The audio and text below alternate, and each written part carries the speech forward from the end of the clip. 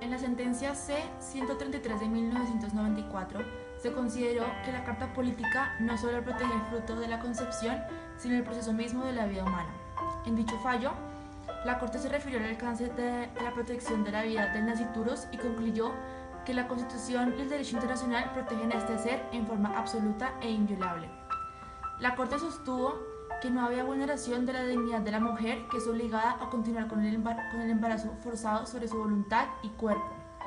A la luz de los anteriores argumentos, puede concluirse que para la Corte el fundamento de la prohibición del aborto radicó en el deber de protección del Estado colombiano a la vida en gestación y no en el carácter de persona humana del nasciturus y en tal calidad titular del derecho a la vida. El Estatuto de Roma reconoce que las violaciones a la autodeterminación reproductiva de las mujeres, tanto el embarazo forzado como la esterilización forzada, se cuentan entre los crímenes más graves de acuerdo con el derecho internacional humanitario.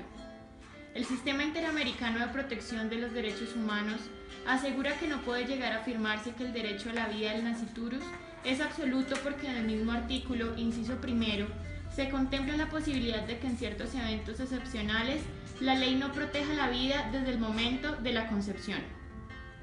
En tal medida, el legislador, al adoptar normas de carácter penal, no puede desconocer que la mujer es un ser humano plenamente digno y por tanto debe tratarla como tal, en lugar de considerarla y convertirla en un simple instrumento de reproducción de la especie humana.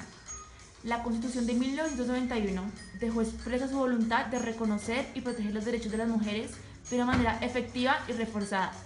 Hoy en día, la mujer es sujeto constitucional de especial protección y en esa medida todos sus derechos deben ser atendidos por parte del poder público. En conclusión, a pesar de su relevancia constitucional, la vida del nasciturus no tiene el carácter de un valor o de un derecho de carácter absoluto y debe ser ponderada con los otros valores, principios y derechos de la Constitución. Hola, soy textualista y soy una herramienta de interpretación de la ley que propone que se atienda al tenor literal de esta sin tener en cuenta otras explicaciones. Hola, me llamo Sistemática y en nuestro ordenamiento jurídico existen una serie de reglas generales denominadas principios. Estos principios se inducen de una variedad de normas jurídicas, pero al tiempo fundamentan todo nuestro ordenamiento. Esta serie de principios generales lo que hacen es que ayudan a integrar al derecho y al mismo tiempo a interpretarlo cuando hay vacíos o cuando la ley es oscura. Hola, me llamo Finalista y mi herramienta es una técnica mediante la cual la aplicación de cualquier texto legal requiere la identificación del propósito o valor que la ley busca proteger. En la sentencia objeto de esta discusión, es decir, la C-355 del 2006, se menciona la sentencia C-133 de 1994, en la cual la Corte declaró exequible el tipo penal de aborto. En dicho pronunciamiento se consideró que la legislación colombiana protege no solo al fruto de la concepción, sino también al proceso mismo de la vida humana, fundamentando su decisión en el artículo 2 de la Constitución Política, que protege cualquier forma de vida sin distinción alguna, y el artículo 91 del Código Civil, que protege al que está por nacer. En las consideraciones de la Corte es claro que se realiza una interpretación sistemática de nuestro ordenamiento jurídico. Un ejemplo de esto es que la base del argumento a favor de la inexequibilidad de la penalización del aborto gira en torno a los principios fundantes de nuestra legislación. Para mencionar algunos de esos principios, el juez, a la hora de interpretar los derechos de la madre que se ven vulnerados, tales como el de la salud o el de la autodeterminación reproductiva, recurre a principios como el de la dignidad humana y libre desarrollo, con los cuales determina que la vida y derechos de la madre tienen un mismo valor que el de nasciturus y por tal razón deben ser valorados y respetados por el ordenamiento jurídico. La intromisión estatal que obliga, mediante la penalización absoluta del aborto, a una mujer a cargar con un embarazo no deseado y en algunos casos pone en riesgo su vida y salud, desborda las obligaciones de los ciudadanos libres, autónomos y dignos del Estado Social de Derecho como el colombiano. Por lo tanto, corresponde al juez constitucional realizar un test de proporcionalidad y reconocer que con el aborto no solo está en riesgo la vida del nasciturus, sino también la vida misma de la mujer, su salud, su libertad, su dignidad, derechos y valores que igualmente deben ser protegidos. ¡Hola! ¡Volvimos! La Constitución Política de 1991 establece la vida como uno de los valores fundantes del orden normativo. Para empezar, el preámbulo contempla la vida como uno de los valores que pretende asegurar el ordenamiento constitucional.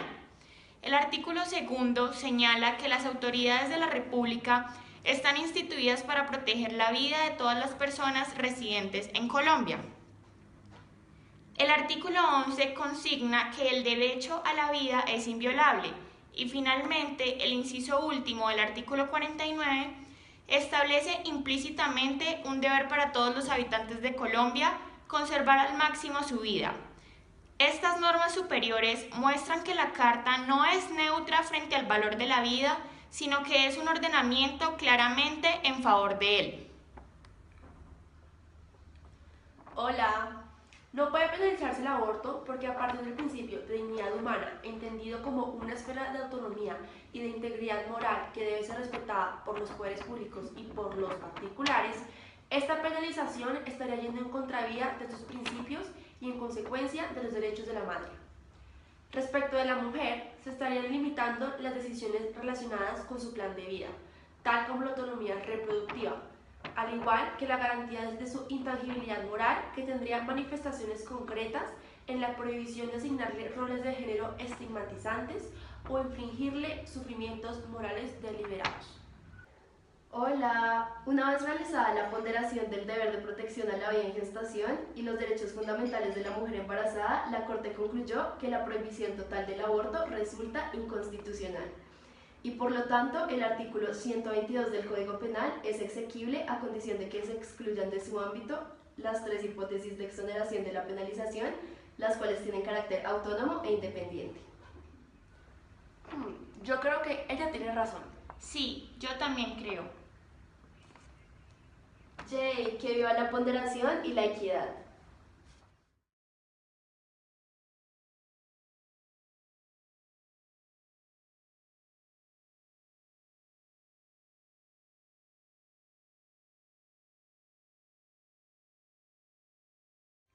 Primero, cuando la continuación del embarazo constituya peligro para la vida o la salud de la mujer certificado por un médico.